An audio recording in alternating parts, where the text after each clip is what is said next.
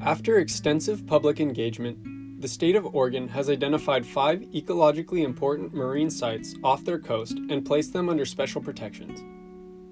These sites are called the marine reserves. The largest of these is Cape Perpetua in Central Oregon. The reserve itself is over 14 square miles where no fishing or construction is allowed, and there are 19 square miles of marine protected area surrounding it. The unique physical features of this area are part of what make it worth protecting. The continental shelf extends out much further here than it does in most places along the coast. This underwater geography causes ocean currents to be diverted, preventing fish larvae from being swept away. This results in what's called a larval retention zone. These fish larvae are the backbone of very abundant fish populations in this area. The reserve also contains many types of habitats for marine organisms, including rocky reefs, sandy bottom, and rocky intertidal. Habitat diversity is incredibly important because it allows many different organisms to thrive in different ways in the same place. This marine food web is fueled by microscopic algae called phytoplankton. They grow near the surface where they have access to sunlight, as well as the nutrients that are brought up from the deep ocean along the Oregon coast, which is amplified by the unique underwater geography. Phytoplankton produce life-giving oxygen, which is necessary for animals both above and below the water. Too much phytoplankton, however, can actually lead to the depletion of oxygen. Let's take a look at how this occurs.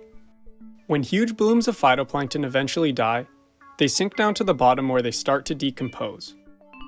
Their decomposition uses up most, if not all, of the oxygen in the deep water, where there's already not much oxygen to begin with. This water is then upwelled into shallow waters.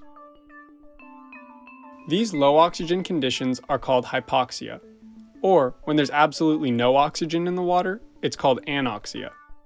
In Cape Perpetua, the nutrients that cause these massive phytoplankton blooms are usually brought up from the deep ocean. When hypoxia occurs, organisms are forced to flee the area. If they can't flee fast enough, they essentially suffocate. The biodiversity of this region doesn't end at the shoreline. The coastal rainforest adjacent to the reserve is home to the endangered marbled murrelet. These amazing birds are less than a foot long, but can dive down to 200 feet to feed on fish.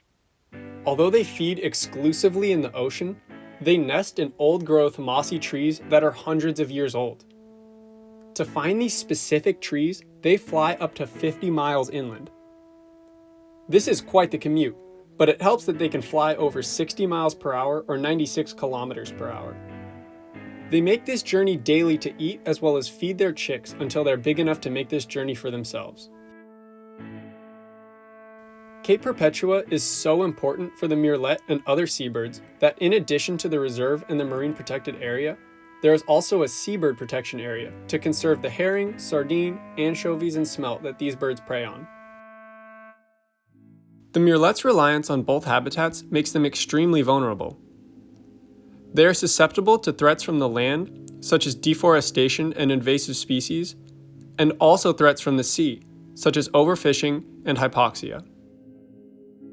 Murrelets are the perfect illustration of the connection between the health of the land and the sea.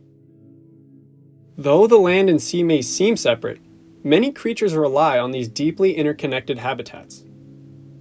Many fish spawn far inland in the freshwater streams where they were born, like the Pacific lamprey. They are one of the most ancient fish species in the world and are thought to have gone relatively unchanged for hundreds of millions of years. Though they might not be the cutest fish, they are incredibly important to the marine food web, as they are a favorite prey of stellar sea lions and bald eagles that call Cape Perpetua home. Both humans and sea creatures alike find Cape Perpetua to be a place of refuge and abundance. While the immense powers of the waters on the Oregon coast are not to be taken lightly, those who visit the marine reserve consistently find themselves to feel happier, healthier, and less stressed during and after their visit. Despite the challenges it faces, Cape Perpetua Marine Reserve remains to be an incredibly productive and beautiful ecosystem. The reserve serves to protect marine life, and therefore all that depend on marine life, including all of us. If you would like to get involved at Cape Perpetua, there are plenty of volunteer opportunities to get out there and make a difference. Check out the links in the description to find some of these opportunities, and for more information about the topics covered in this video.